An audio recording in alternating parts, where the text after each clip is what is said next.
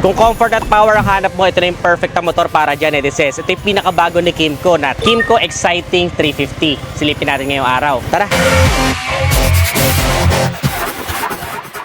Literal na dominant ka talaga sa kalsada, Nedeses, pagka ito yung motorsiklo na gamit-gamit po. Tignan mo ba naman, sa looks pa lang, Nedeses, mapapalingon talaga sila. At sabi nga nila, abala nga daw sa stoplight. Bakit? Laging tinatanong, anong motor yan?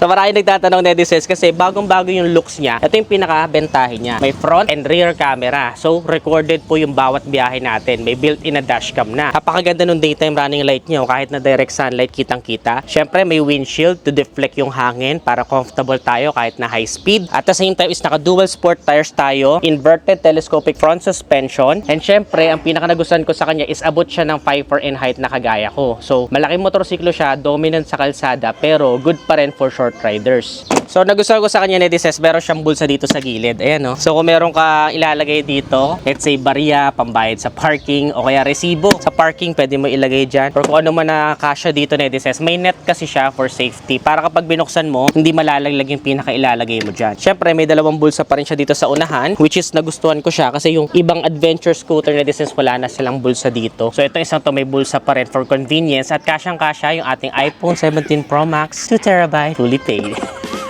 So may charging port siya, Nedeses, pero wala dun sa bulsa na andito pala, ayan, no. Tapos kung mapapansin niyo yung design, meron siyang anti-rain. Ibig sabihin sa baba mo po pinaka-isasaksak yung cord para kahit na po umuulan is safe at hindi papasukin yung cable natin na sinaksak natin dyan for charging. And then may built-in na rin siya na voltmeter, Nedeses. Ang pinaka-bentahe niya for me is etong kanya 7-inch na TFT display. Ayan, no, kahit direct sunlight, kitang-kita mo yung pinaka-display nyo. Napaka-vibrant. Tapos may smartphone connectivity pa yan. Kaya yung navigation natin, pwede natin makita directly dito sa pinaka-screen na yan. Di lang yan basta maporma at saka visible, useful pa talaga. You all have the information that you need here, kagaya ng fuel, temperature, RPM indicator, speedometer, and syempre, orasan. So para siya i-configure, Nedeses, dito mo po siya pipindutin sa mga buttons niya dito sa may bandang kaliwa.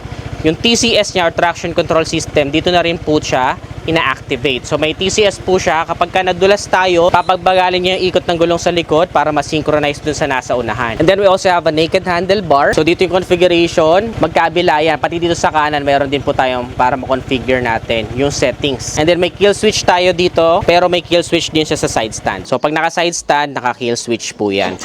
So hindi pa siya silent start, Nedeses, pero ang ganda ng mga side mirrors talaga ni Kymco. Tingnan nyo, kakaiba talaga siya. At the same time is adjustable po yung ating mga brake levers. So pwede mo siyang i-adjust depende kung gaano kalayo lang yung abot mo sa mga levers. So sobrang komportable ng upo ko dito, Nedeses, kasi meron siyang parang lumbar sa seat. Makapal po yung seat niya, very generous. For the engine, we have 350cc, Nedeses. Actually 321cc siya to be exact, na 4-stroke, 4 valves, overhead cam na naka-liquid cool kaya mabisa kahit mahabang biyahe. And we also have a maximum power of 21.5 kilowatts at 7,250 RPM and a max torque naman na 30.5 Newton meters at 6,000 RPM. Napaka-torque niya, Nedeses, kaya talagang magiging dominant to sa kalsada. Hindi ka mabibitin sa torque, especially if you're looking for adventure. Tapos may built-in na rin siya na bracket, Nedeses. So if magpapakabit ka ng top box, pwedeng-pwede na po. Hindi mo na kailangan na aftermarket na bracket. At the same time is pwede ka rin syempre magkabit ng side bags dito kasi adventure scooter nga siya. Napansin ko rin, sobrang brusco at macho nung kanyang pinaka-muffler, Nedeses. Napaka-forma niya. Meron nga siyang camera dito sa likod. Tapos yung kanyang pinaka-taillight, Nedeses, kahit nakahiwalay yan, flexible po yan. Kaya kahit na pang-adventure mo, hindi ka mangangamba or kahit matumba mo yung motorsiklo, hindi ka mangangamba na mababali siya. Siyempre, we also have dual shock. Meron din tayong reflectors dito, added visibility at night, pati dito sa kanyang plaka at may plate light din po yan. At the same time, Nedeses, very minimalist lang yung kanyang pinaka-design. Walang masyadong decals na loud. Meron lang tayong exciting emblem dito na naka-emboss. Tapos, syempre, meron mga intakes dito. Wala na siyang kickstart, Nedeses. Ito yung pinaka-panggilid niya. Laki, oh. 350cc ba naman, eh. So, syempre, ang pinaka-nagustuhan ko kay Kymco kapag nagkagawa sila ng may kapakan ng angkas, pinipindot lang siyang ganyan. And then, syempre, napansin ko, Nedeses, magaan siya. So, magaan lang siya. Pwedeng-pwede to na pang-practice if magta-transition ka na into a small bike, into a big bike. Pwedeng ito muna yung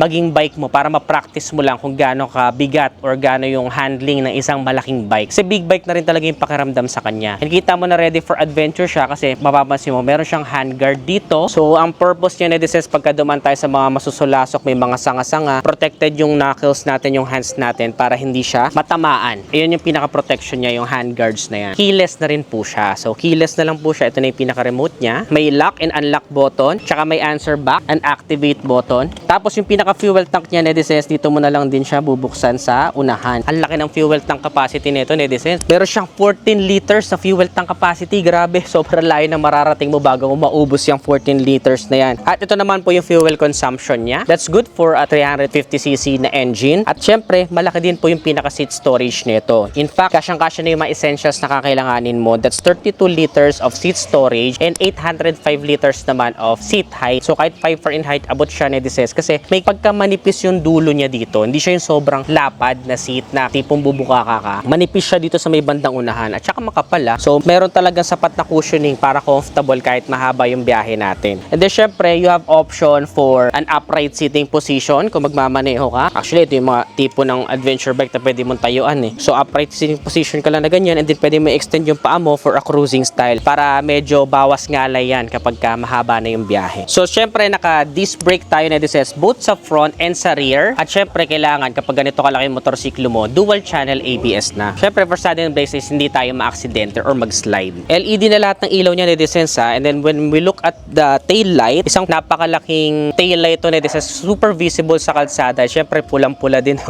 Kitang-kita talaga to eh, no? At nagustuhan ko sa kanya, hindi siya makalat, hindi siya messy, kasi meron siyang built-in na tire hugger dito sa may bandang likod. Tapos kulay gold yung kanyang mags, netizens. And then, fuel injection na siya, kaya makaka-expect tayo na fuel efficient din ito. At meron din siya emergency warning system. So, ibig sabihin, kapag sudden ka nag-brakes, netizens, is iilaw to para ma-warn yung nasa likod natin na nag-sudden brakes tayo at hindi kayo magsalpukan. Ang weight nito, netizens, is 195 kilograms with an overall dimensions na length of 2,200, width na 876 at height naman na 1,400 millimeters. Meron tong wheelbase na 1,563 millimeters, front tire size na 120 by 70 R15, habang sa likod naman po ay 140 by 70 R14. Both are aluminum alloy na mga wheels. And kung magpapalit kayo na tires, netizens, I highly recommend to use Beast tires. Ayan kasi yung kilala natin, netizens, na pang matagalan, affordable, at saka maganda yung traction kahit na maulan. So naka triple piston disc brake tayo sa unahan at dual piston disc brake naman sa likuran. May passing light din pala to, netizens. Hindi ngayon ko lang napansin. Bukod sa high beam, low beam, may passing light din siya. Pakinggan naman natin yung kanyang busina.